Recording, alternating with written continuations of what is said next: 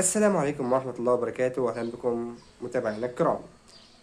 النهاردة الدرس الثاني من دورة صناعة الصابون السائل، اللي هتكون عبارة عن سلسلة فيديوهات هتعرف فيها كل ما يخص صناعة الصابون السائل، وكل مادة هنتكلم فيها منفردة عن بعضها.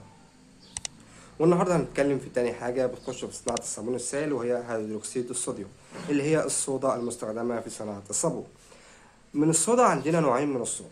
عندنا هيدروكسيد الصوديوم اللي هو السائل، بيكون شبيه للمية ولكن كثافته بتكون أعلى من المية بكتير.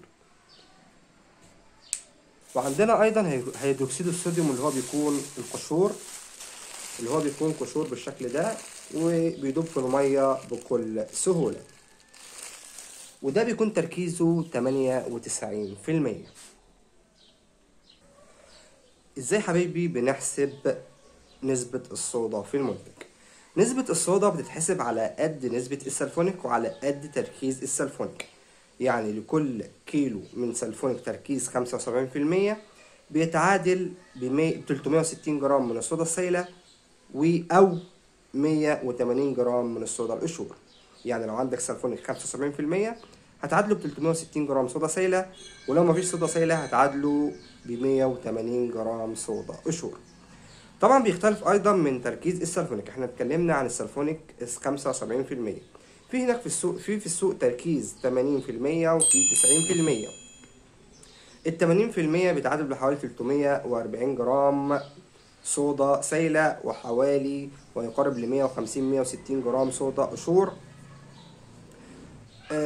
وفي برضو ال 90% بيتعادل بصودا أقل من كده، حوالي 340 جرام صودا سائلة وحوالي ما يقارب 140-150 جرام صودا قشور. طبعا النسب متفاوتة من سلفونيك لآخر. يعني كل نوع سلفونيك في مثلا ممكن 90% تلاقيه بياخد صودا عن شركة تانية عن شركة تالتة. كل سلفونيك مختص ياخد نوع معين من الصودا، يعني نسبة معينة عفوا. فانت عشان ما تتوهش معايا وتلاقي الموضوع بسيط، انت بكل سهولة المكان اللي بتجيب منه سلفونيك، سواء سلفونيك 75 سلفونيك 80 سلفونيك 90، هتسأله السلفونيك بتاعك بيتعادل بصودا قد ايه سايلة وصودا قد ايه لو هتشتغل بالصودا القشور. يبقى هتسأل التاجر هيقول لك السلفونيك بتاعك بيتعادل بقد ايه. يبقى بكل بساطة هناخد السلفونيك بتاعنا لو كان 75 مثلا، هنضربه في 360 لو صودا سايلة، هنضربه في 180 لو صودا قشور، ويبقى كده حسبنا نسبة الصودا بكل سهولة. طب أيهما أفضل في استخدامها في المنتج؟ طبعا البعض هيقول لك الصودا القشور. طبعا الصودا القشور هي أفضل لأن تركيزها بيكون ثابت وما يقدرش أي حد يلعب فيه، فإحنا بنتعامل هنا مع تركيز ثابت. ولكن أنا بنصحك نصيحة شخصية، اتعامل بالصودا السائلة وهاتها من تاجر موثوق منه، لأن الصودا السائلة ريحتها ما بتخنقش زي الصودا القشور. الصودا القشور هتحتاج تدوبها في مية وريحتها هتخنقك، ولو انت مريض بجهازك التنفسي عندك مشاكل بالصدر فهيكون هنا المشاكل مع الصودا القشور اكتر بكتير من الصودا السائلة. الصودا السائلة تكاد تكون ملهاش ريحة تماما. يبقى كده عرفنا ازاي نحسب نسبة الصودا، وعرفنا افضل انواع الصودا اللي هنقدر نستخدم فيها. نيجي هنا ازاي هندوبها في المنتج. نيجي بقى دلوقتي حبايبي للشق العملي. هنوزن كمية الصودا بتاعتنا إذا كانت سايلة أو قشور. إذا كانت سايلة هنضيفها على المنتج مباشرة ونقلبها كويس جدا.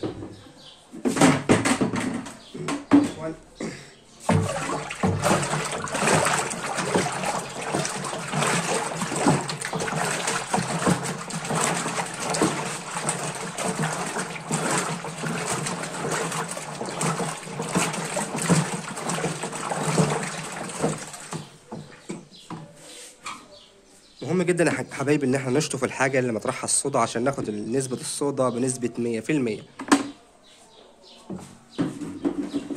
واذا كانت صودا قشور بقى نوزن الصودا القشور بتاعتنا، نضيف ضعفها مية، نقلبها كويس جدا في الجردل، نسيبها لحد ما تبرد تماما. لانك لما تحط الصودا القشور عليها مية هتلاقي الصودا معاك سخنة جامد، فنستنى لما تبرد تماما، وبعد ما تبرد نضيفها للمنتج نفس ما ضفنا صودا السائلة ونقلبها كويس جدا.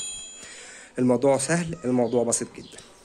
يبقى كده ضفنا الصودا وعرفنا ازاي نحسب نسبة الصودا لكل نوع سلفونيك.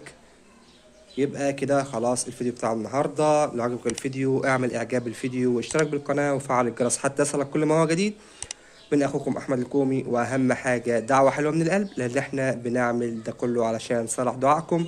فما تنسوناش من صلاح دعائكم والدعاء لوالدي بالرحمه والمغفره. ورمضان كريم وكل عام وانتم بخير. ويلا شكرا والسلام عليكم ورحمه الله وبركاته.